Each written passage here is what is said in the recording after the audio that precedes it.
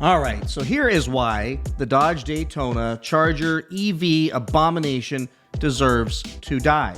And for those of you who hit me in the comments periodically, probably more often than you should, with the, I don't know why you're complaining about the Daytona so much, move on to something else. Here's the deal. I'll just be straight with you.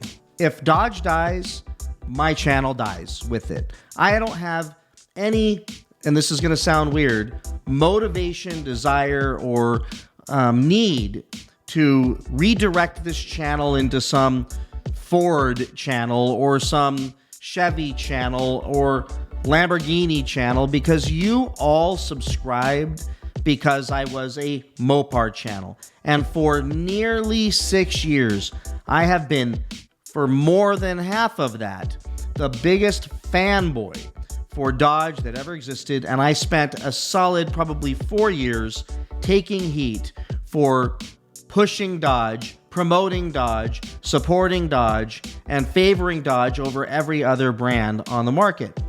I heard it in almost every video for quite a few years. You're just a fanboy. Everything you talk about is positive. Dodge could roll out the same exact thing every single year and you just buy it just because you're a blind sheep fanboy. I heard it all. Now I'm trying to be honest with you all about what's going on with the stupid stuff that they've been doing, and I didn't create that. They created that. Carlos Tavares created that.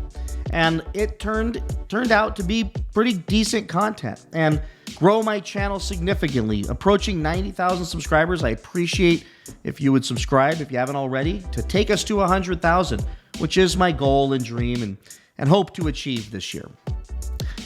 But because of the unlimited amount of content coming from Dodge and Stellantis, I keep pumping videos out there. And yes, I get it. I can be hard. I can be really hard on the EV stuff.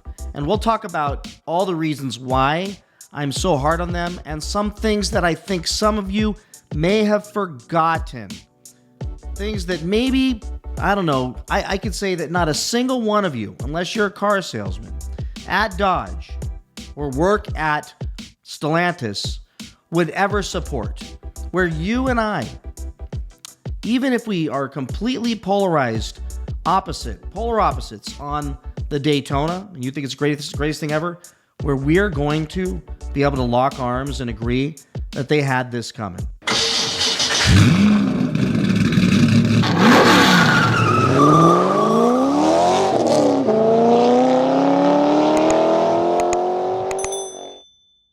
All right, so what I want to talk about today is how we got where we're at and why this Daytona EV should fail and likely will fail. And I can only think that it's probably not long for this world. There's a good chance this thing doesn't even make it to 2026 on order only, and that Dodge has to go back to the drawing board on everything they've done, because everything they've done has failed. And now that they've got Kuniskis back and they've got new leadership coming in, there's some opportunities where this company could survive. And if this company survives and rebuilds and succeeds, my channel will simply go right back to me rolling around in my driveway with my new car every single year with that Dodge badge on it. Because yes, I'm a fanboy. I'm a loyal Dodge-loving Mopar guy. And I have been for, I think, 6, maybe 7 years now. And I've bought 8 of these cars in that period of time. And I would continue to buy them if they would just simply deliver something that wasn't an affront to our intelligence. Something that actually met the desires that we have for their products. So what they did before that attracted us to them, they need to figure out what that is again. And here's how they can do that. They can simply watch my channel, TK's channel, Butter's channel, hell, so many others out there who have told them what they need to do to fix that company. But I wanted to remind you all today, just a couple reasons why this Daytona should just completely die, just to be put out of its misery and put out to pasture, buried in a very deep hole, and just hope that everybody forgets about it. Sorry, But the reason why, the main reason why, is no one asked for it. We didn't ask for it. They went down this road because Tavares said, I'm going to go down this road because I'm going to hit the certain benchmarks to be able to get my huge $40 million in compensation. And they went down that road. Rather than building a small, cheap electric vehicle to meet CAFE standards, to continue to build the things we love that frankly propped up Dodge, Chrysler, Jeep, and Ram for so long, he went down this road. And I don't need to belabor all those points. Those points are well documented on my channel. You can go watch them. This lunatic just went hard for his own benefit, laid off thousands of people, and completely destroyed and dismantled the U.S. operations while also fumbling in Europe and not doing a good job, frankly, anywhere. Remember the Fiats that got stopped by the feds in Italy? It was just one mistake after another mistake based on tremendous arrogance and greed. So, fine. But what happened before that? Before Carlos started to destroy the company, I did go negative. I went negative back around 2020, late 2020, 2021 is when it really started. And that's because the dealerships decided to get greedy as hell and start ripping us off because of supply chain issues. A lot of people accepted it, but I never did. You can go back and watch the first few videos I did where I said, don't pay the markups. Find another way. There has to be another way.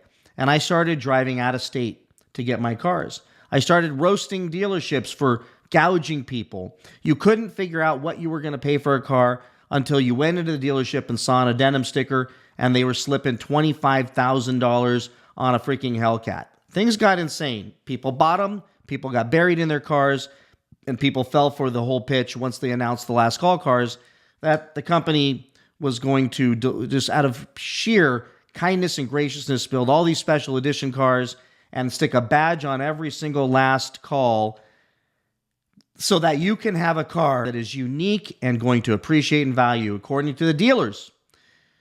And that started everything. And since then, I've just been a consumer advocate.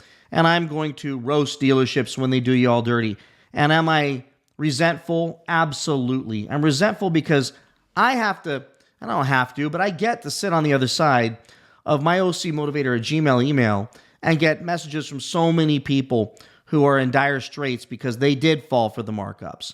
And while I would, love to just be like some of you and write back and say, well, you should have known better, I try to help these people and help solve their problem.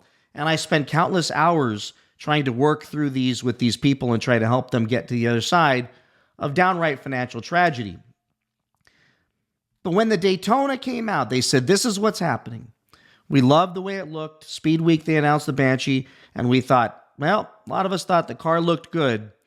We thought the exhaust thing was stupid. Fratsonic, made-up word, was stupid. We didn't want the EV, but if it was going to be a Banshee that could beat the hell out of a Tesla Plaid, then you know what? We're open-minded. Because at that point, beating a Plaid was the bar. And guess what? We still haven't seen this. They misled people to believe. Even news media websites believed that it was a 2024, I believe, or 2025 it would be here. The Banshee. Of course, 2024 came and went. There was no Banshee. 2025 came. We learned there is no Banshee. To this day, we've not heard about the Banshee. That was just, hey, look what we're going to tease you with that you're never going to get. Even though it's an EV, we didn't want it. If it was going to beat Plaids, there was a little bit of a flex that could be had there. They would have priced it right. They could have been a winner because people who wouldn't want the fastest, simply the fastest car that you could buy on the street for $70,000, $80,000, even if it was EV. But instead, they delivered us an RT that was slow. They built stage kits on them that they say they're going to charge extra for later. And they delivered a 2024 in 2025 and then rapidly switched to the 2025s and now appears to be discontinuing the RT. But let me show you the reason why my vitriol has been so strong. And it's frankly on behalf of all of us because they were arrogant. They were smug. They were smug about what they were going to do to us. They were planning on how they were going to do it to us. Now, Stellantis and Dodge appears to be maybe they were trying to address the markup issues, but that was still naivete because they believed that there would actually be markups on this EV, that all of us, every single video, every YouTube video, every Instagram post where they posted the coming EV Daytona, they got roasted. 99% of the comments were negative. They ignored those comments. That level of arrogance is just insane. That level of depravity is insane. And you just stop listening and you keep going forward with junk. So then this article came out, which I had to go re-find it because this is one that irritated me so much when this was all happening. This was December of 2024, so not that long ago. They were so sure. The dealers were so sure that these EVs were going to bring so much profit that CarScoops got this information. Actually, Car Direct reveals dealers could make $3,250 on each Daytona sold, and that's before any MSRP markup. Well, that's presumptive, isn't it? They just thought, wow, there's just going to be markups because there has been markups. Not thinking, we didn't want this. Nobody asked for this goofy thing. Profit surcharging. And then what do they have here? These two things. Ridiculous. So here's the bullet points.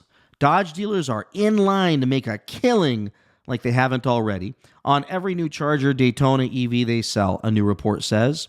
Cars Direct claims they can make $3,246 based on the difference between invoice and MSRP. Markups could balloon that figure. One dealer told reporters Daytonas would sell for at least $10,000 over list price.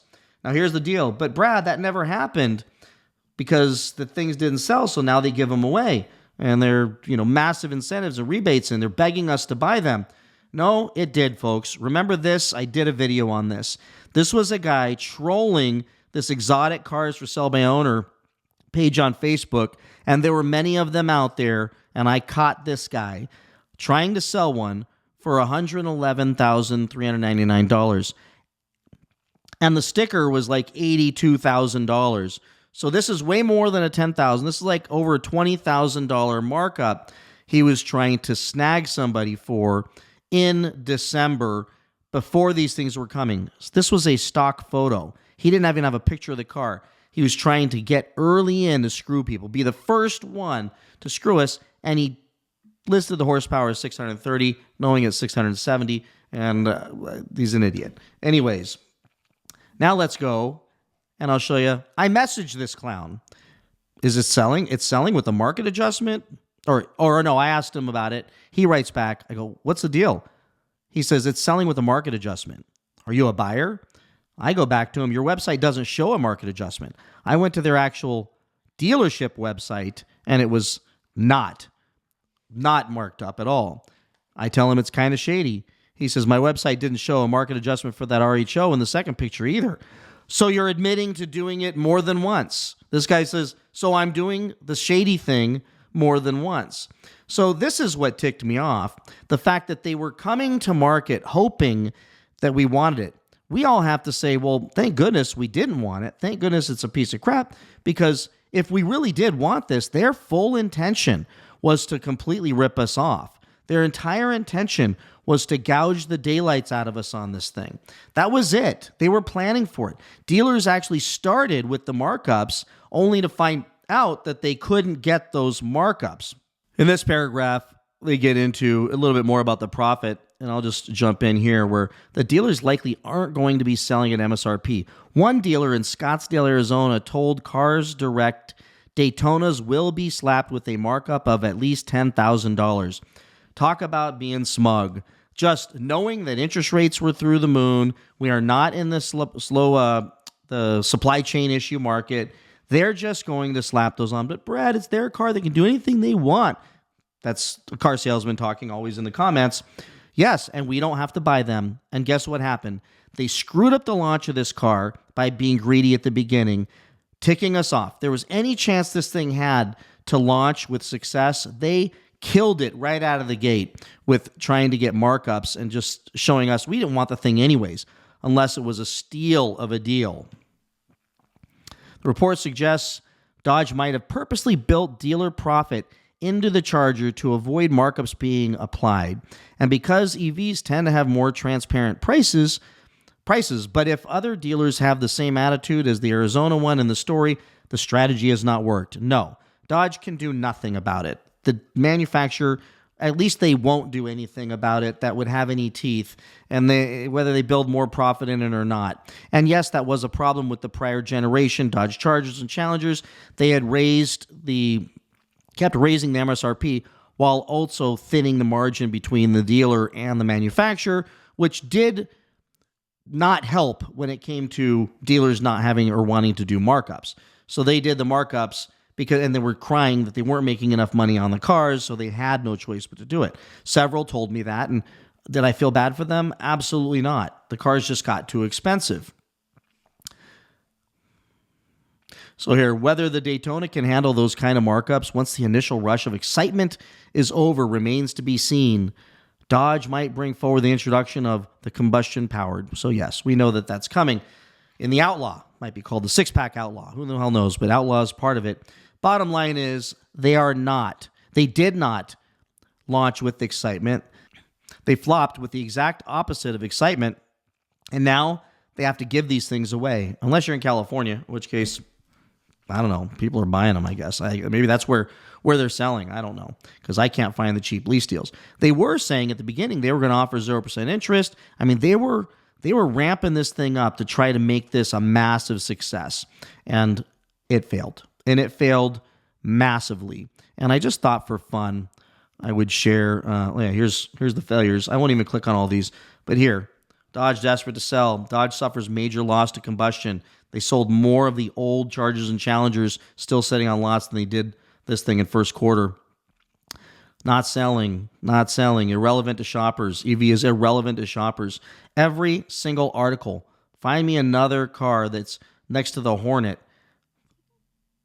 that just keeps that fails this bad. Dodge's EV gamble fails as they cling to old muscle. Every single article, I can go page by page, they got roasted. Nobody wants the thing. But somebody said in my last video, I think it was, about Fisker, well, Fisker is a bigger failure. You're right. But not that far behind the Daytona EV. So Fisker, I'm just looking at, since they're not in business this year, that before they went out of business last year, in the first quarter of 2024, they sold 1,471, quote, plus vehicles. So let's just say the number's around that 1,500 number.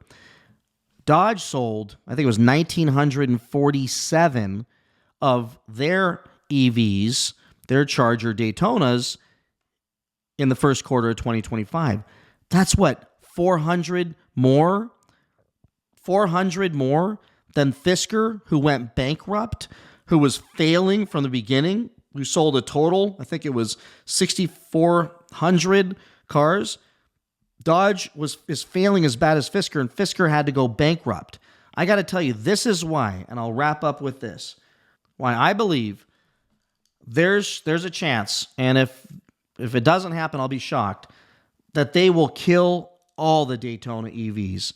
I would be shocked. I mean, they spent hundreds of millions of dollars in development getting these things to market, but with the amount of problems, the amount of lemon law cases that are likely to be brought, the amount of warranty work that's going to be had, the amount of profit and pure cash that's going to get sucked up and paying people off to give them back the money for their cars, and lawsuits is likely to come because of all the problems with these things, that I think there's a strong chance, and I think Dodge would be insane if they didn't, to completely discontinue, go back, make a cheap EV. You've got the technology now, even though it's broken all the time. You did your experiment, and come out with some EV Hornet. Make that, and make it cheap, and sell it to all the people who want to commute to and from work in a cheap EV. Price it below the Model Y Tesla, and make it cooler with power shot and a nice interior or something. But drop it from the Daytona. Bring back the Scat Pack and RT monikers for gas engine cars. When you bring back the V8s, name them RT and Scat Pack. Hell, bring back a Hellcat. but let's wash this horrible taste out of our mouth of this EV failure. It's so bad, it should go away. It should die a rapid and just final death and be buried in the desert. So with that, everybody, just thought I'd share this video and some thoughts as to why I will beat this thing senseless until Dodge finds its way, because frankly, I don't want my channel to die. I don't want Dodge to die, because then what'll I have to talk about? Dodge, bring back the greatness. See you all in the next one. Bye-bye.